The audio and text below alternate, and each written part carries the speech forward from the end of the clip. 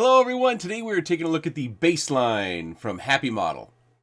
This is the WalkSnail edition. Also comes with HDZero. And of course, I previously reviewed the analog version. Link in the video description.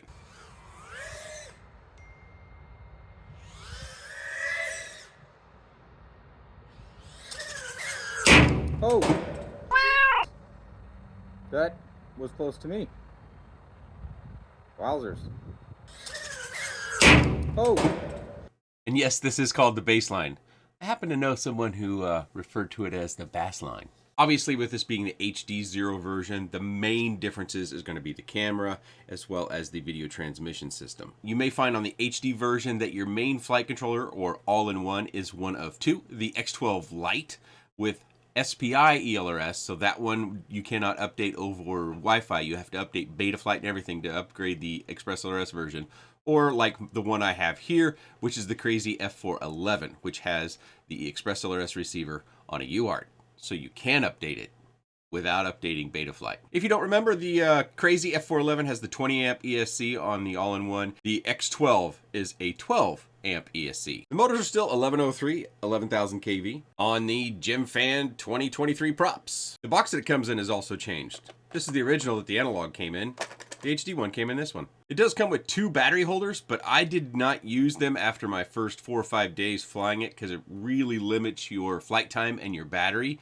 This battery tray measures approximately 17 millimeters by 13 millimeters. So a 450 milliamp 2S battery is about all it can fit. It does come with an extra set of props, an extra canopy, extra foam pad that goes on the bottom, some extra screws, grommets, yeah, that's a prop remover, doesn't work, and a little tiny screwdriver. In the case of WalkSnail, we have our little USB cable that we need to get the onboard recording directly from the VTX onto our computer, a right angle USB port adapter, which is also necessary, and 2 sheets of stickers. But this is actually 6 stickers. I switched out to a short battery strap, so we'll be weighing it as such. The WalkSnail version with my little Pyrodrome battery strap comes in just under 50 grams. If you were to fly it with a 450, that brings the weight up to just over 77 grams. Or 530, 76.5 grams. How is it the 530 is lighter than the 450? With the 660, 83 grams on the nose. With the Tattoo R-Line 550, just a touch over 82 grams. With the RDQ 525, which does fit into that 3D printed battery tray, it weighs a touch over 79 grams. If you go all the way up to a G&B 720 milliamp battery, of course, it's still 2S, we get nearly 87 grams. Carbon fiber is still 2 millimeters thick, and motor post to motor post, I'm getting just about 90 millimeters. Please stick around after the flight. I got a couple of details to share with you in case you happen to be building something like this, or if you buy one of these, there's a little quirk I found. This flight is on the Tattoo R-Line 550 that I showed you on the scale, and the flight will be 2 minutes and 55 seconds. And I really thought that this is where the 1103 motors come to play. You may have remembered, or hopefully I said it in my original BassLine review, that I thought it could be more efficient and still have the same sort of power to weight ratio with 1102 motors. The 1102 motors that Happy Model makes, but for whatever reason, they put 1103s on there, which increases the weight a touch, and the 1103s are more grunty, so they'll produce thrust faster than the 1102s, but in my opinion, that's only going to be noticeable to the smallest group of pilots out there when it comes to flying these micros. I don't think you really notice a difference.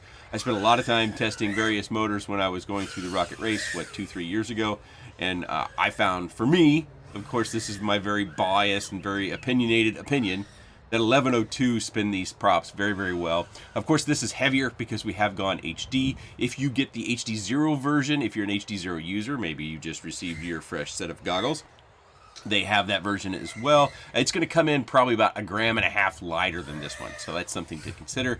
I hinted to it before we got to the flight, but when it comes to flying different weights of battery, I found that there to be a little bit of a quirk.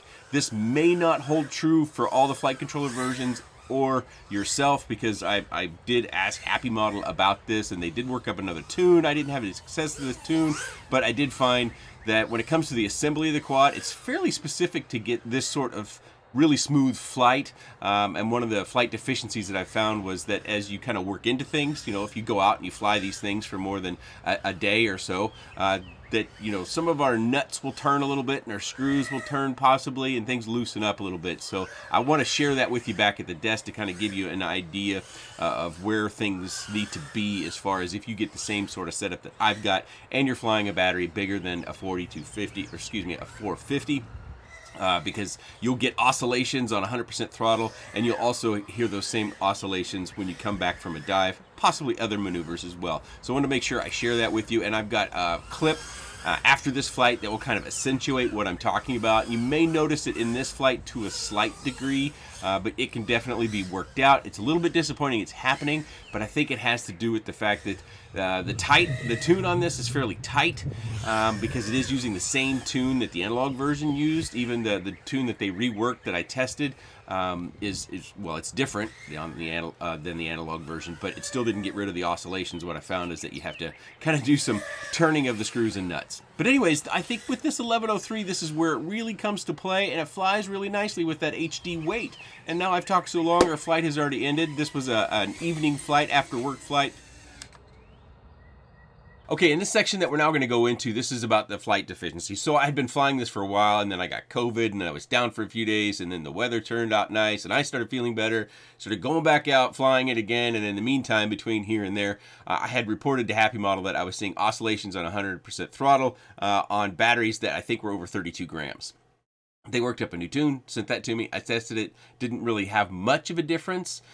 So this is a little sample of what you'll hear, and it's at 100% throttle. You hear kind of a flutter, a little, or maybe almost like a screeching tires. And you'll also, when I come down hard out of a dive, you'll also hear it there. I'm saying all this now because I'm not going to talk during these little clips.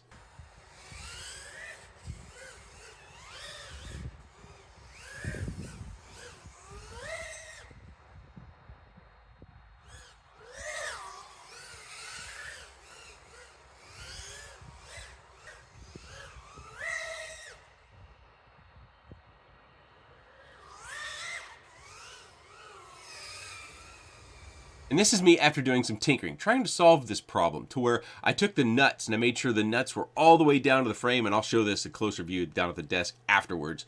But I tightened everything down. That wasn't the right move. That made things worse.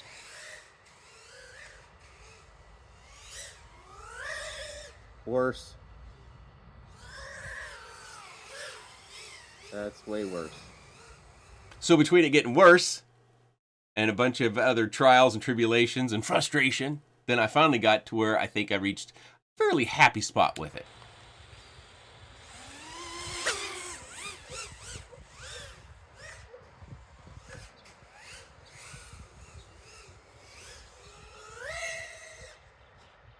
There it is.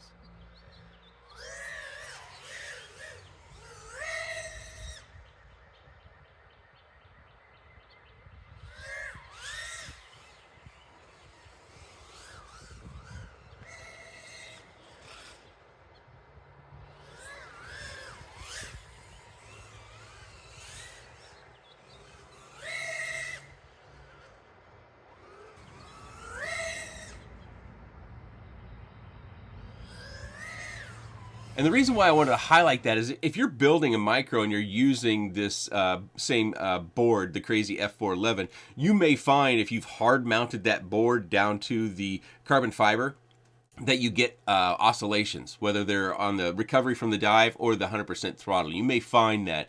And so even if you're not interested in this product, I thought that was a useful tip for something else, that when you're building your own micro, if you're using that board and you see that behavior, that you may want to actually try to get the board up off the carbon fiber just a touch. And we'll talk about that now down at the desk. So hopefully I can show this in my camera effectively. So what I found to be the wrong move, what made it worse, because I didn't note this out of the box. Maybe that's a good idea. Take a picture of yours when you get it out of the box to see where you can see where all these nut positions are, because I think there's a little bit of a happy spot. And quite honestly, I think they could have built this a little bit different to improve things. And maybe Happy Model will see this and make a change in production to kind of help themselves make sure more customers have a better flight experience with various sizes of batteries.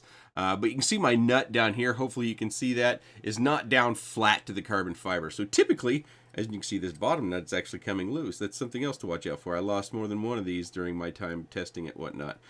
Typically, when I'm building these things, I'll use the head of the screw down at the bottom, and then I want things to be real firm to when you move this thing around, you just don't get any movement. Of course, right now I've got a little bit more than I should. Let me just turn this a touch. But what we actually want to do is we want to hold that board up off the carbon fiber. That's where I found I got the best flight experience with batteries that weighed, I think it was either 30 or 31 or maybe even over 32 grams. Basically, the battery that I flew. Now, I have heard, I think it was either on Facebook or someone else asked me about flight times on this particular version because they expected that I was working on it. On a 450, I struggled to get 2 minutes with the way I fly. So I initially, out of the 450s and the 525s from Race Day Quads, you know, these are well-loved used batteries. I've used these for quite a while. So maybe you'll get longer if you have good fresh batteries, but these both fit in the battery tray. But after, I don't know, 10 or 15 flights, then I was like, okay, in order to get a flight time that I might enjoy, because it is fun to fly, I'm going to need to use a bigger battery. Bigger battery has a bonus in that you can flick it over stuff. It has a little bit more float, a little bit more carry. Downside is you do lose a touch of agility because that's just how things work. When you add battery weight, it just responds a touch slower. You can compensate with adding some feed forward, or maybe increasing your rates, or just compensating on the sticks, however you like. But so I went from those batteries. Mainly, I was actually flying the R line. I was fairly pleased with how that one performed, doing different punches of various sorts. But I ended up settling on the GNB 720. These don't fit the plastic or the 3D printed battery tray. That's a big reason why you see this on here. This does not come with it. You could probably save yourself a touch of weight if you went with the cheapo depot strap that doesn't have a buckle. I prefer the buckle because I like to hunker the battery down. But when you get yours, take a picture of it. And then note the position of the nuts above the all-in-one flight controller, because that's what I found to be an important bit, because if I had things hunkered down too much, the flight performance got way worse. I mean, the oscillations would get really predominant, so much so that, you know, it would make it almost uncontrollable at 100% throttle, and you'd see much more of those dive recovery sort of vibrations. So take note of that. I think what they could do to make this a little bit simpler is this... I don't know if this would be a custom job or not. That's one barrier to that. But this gummy, if it could just go all the way down, and then you would have the gummy protect the flight controller. So of course your stack will come up a couple of millimeters, and then use a metal nut down here and really firm up this screw between the metal nut and the nut on the bottom, which should also be metal in my opinion. Of course, metal nuts probably cost 1/10 of a cent more or something like that, and we'd have 8 of them that we'd need around this. But so I wanted to draw that out. That was something that I found over the course of the time that I spent flying it, and the Happy Model did send me this, like I said, about a week before I got COVID, and I was probably going to post my review during my COVID week if I weren't to have experienced that issue with using larger batteries and oscillations. But you know, with me getting COVID, there was none of that happening. I do wish, as I pretty much always do when it comes to motor wires, that we had a little bit of that motor wire tape and it were to be taped down. I mean, this isn't likely to get in our way.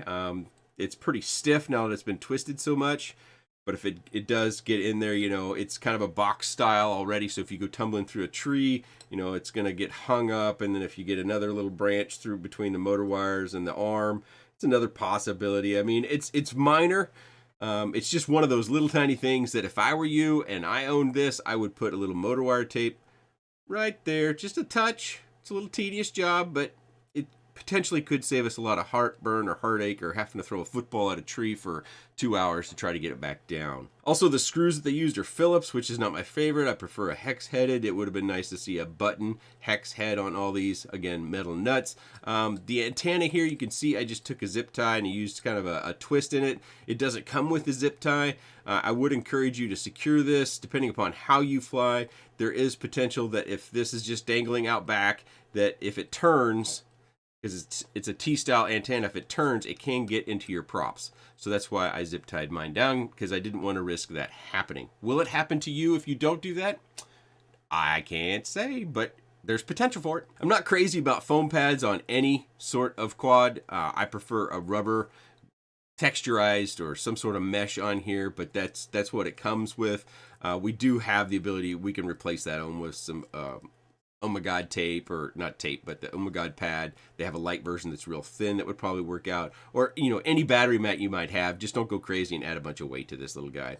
If you're looking at building the BassLine on your own, you can see that it uses not only 3 but 4 hold motor posts for mounting, so that's a nice thing. If you happen to have any problems with the shaft slipping on the motors, like say you've crashed and you've crashed harder than me, and you find that a prop is slipping because it's just sitting there on the shaft, and then the bell turns and the shaft doesn't turn, what you can do is just take some motor screws. I think they're 7mm, 1.5mm hex-headed screws, and zip those props down into your motor belt. Voila, you're off to the races. Not ideal, but it'll still fly. I've got motors on my old rocket race that happened to, and I just added prop screws to them in order to keep flying without having to do a repair. Canopy was fine for me, but I have had reports of this canopy, which Happy Model has been using on a wide variety of their micro products, breaking for some.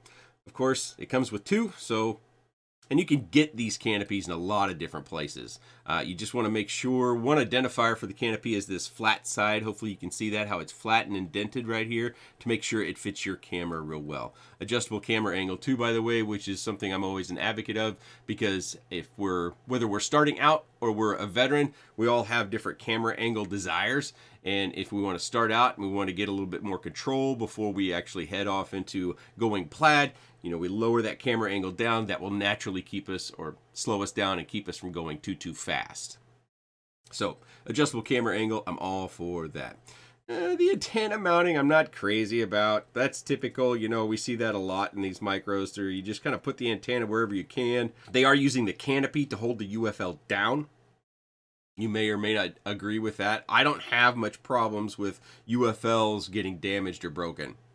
And I've built a lot of micros with various things. You might remember I kind of already built a WalkSnail micro about like this. You know, it's actually using the same board, and it's using the same VTX. It's just a slightly different configuration. And notice the motor wire tape on mine. But I think it's a lot of fun, and I think in this case the 1103s are probably more appropriate. They're going to handle the weight a little bit better, even though the efficiency isn't what it is with the Happy Model 1102 motors. Last thing I will warn you is, with all micros, whenever we have these HD VTXs, we have wires that are coming around the edges.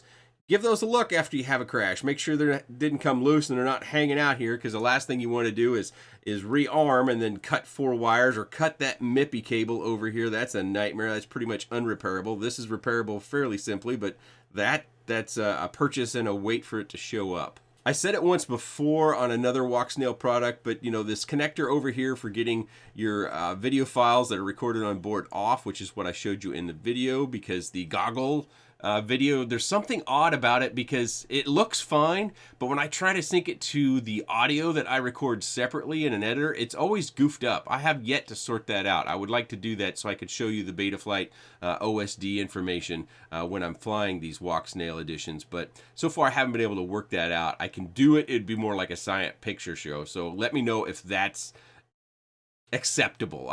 In my opinion, it's not. I think it needs to have the flight audio, because it gives you the full experience. Oh, and the last thing, I almost forgot to mention, one of my pet peeves that I say almost all the time when it comes to all-in-ones and their battery lead: get yourself another little zip tie, a little micro zip tie, and hunker it down to an arm. That way, if you do have any sort of crash that might pull on your battery leads, that it doesn't pull it off your all-in-one flight controller. You got a fighting chance that that zip tie will either strain relief, or it will actually just stop whatever's tugging on this from tugging it off your board in one way, shape, or another. Looks like the HD version of this, whether it's WalkSnail or HDZero, should be coming in around $240, $238, $239. You might be able to find it a touch cheaper here or there, but I'll link wherever I can find them, affiliate links or not, down in the video description. If you find a location, maybe if you're over in Europe somewhere, that's a shop or that's an area I know it's tough to find products in, and we got a lot of micro enthusiasts. Let me know. You can shoot me a Facebook message or an email, or Links in the comments don't work. YouTube thinks all links in the comments are spam. So you'll have to use a different method in order to send me your shop who might be carrying this, whether it's analog or HD version. I'm more than willing to share that with everybody who might come to the channel. If you have any comments, questions, suggestions, or otherwise, please let me know in the comments section below. I appreciate your time. And thanks for watching.